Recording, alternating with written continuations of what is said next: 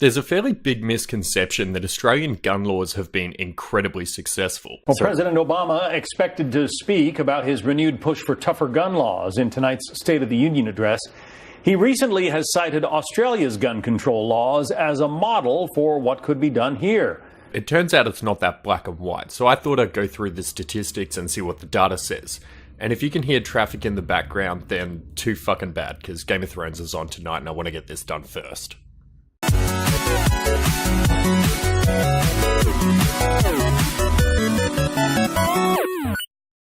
I'll give you a quick bit of history for context. So here's a segment from a video I did a few months ago. Australia has always had a fairly low rate of violent crime, and gun laws throughout the 20th century wasn't really much of a political issue at all, although fully automatic weapons were banned around 1930 with the exception of Tasmania.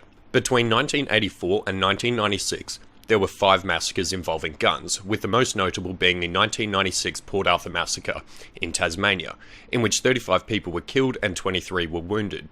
This was when former Prime Minister John Howard said enough is enough. In 1996, the government introduced a ban on all semi-automatic rifles and pump-action shotguns, as well as a tightly restrictive system of licensing and ownership control.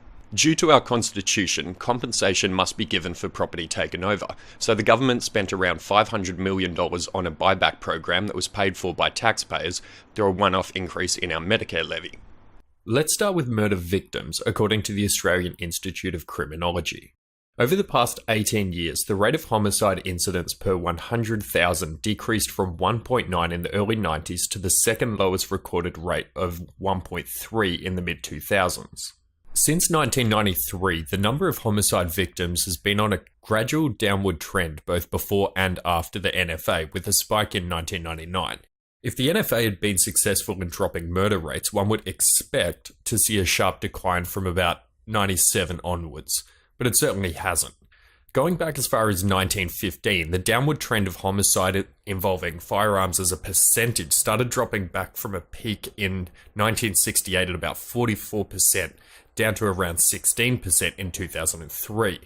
As one would expect, after 97, the rate of homicides involving firearms dropped. But the story doesn't end there.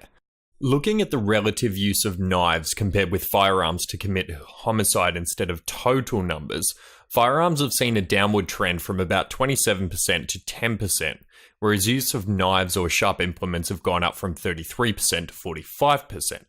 So the weapon of choice has merely been replaced. It's important to note though that although there appears to be a substitution of weapon of choice, that net deaths have still decreased. A lot of people incorrectly think that knife attacks have gone up, and that's technically true by percentage of use, but on aggregate it's still a net reduction. Obviously homicide is reducing, but so has the crime rate in general over the past 20 years. Looking at the victims of violent crime rates, there has been a reduction in total homicide of 0.7 per 100,000. I mean, there's even been a reduction in unarmed robbery of 16.1 per 100,000. But to say that the introduction of the NFA was the sole cause of the reduction in crime that's been dropping steadily for decades prior is just fucking retarded. There are obviously a lot of sociological factors at play, otherwise there would be a significant drop. Suicide rates don't paint a very pretty picture either, unfortunately. From the Hunter Institute of Mental Health, sourcing data from the Australian Bureau of Statistics, suicide rates haven't changed much. Going back to 1989, suicide rates for men were roughly 20 per 100,000 and 5 per 100,000 for women. And as you can see, not exactly a sharp drop when the NFA came in. Here's what's really fucking interesting though. Looking at the method of suicide from 1979 to 1998, there's a very clear downward trend of suicide caused by firearm, and hangings were on the increase even before the NFA. I'm not even going to begin to speculate on what caused this, because I honestly have no idea. Feel free to make any suggestions, because it's got me stumped. I've been reading a bunch of studies and been trawling through the numbers for a few days now, and there's all sorts of things I could bring up.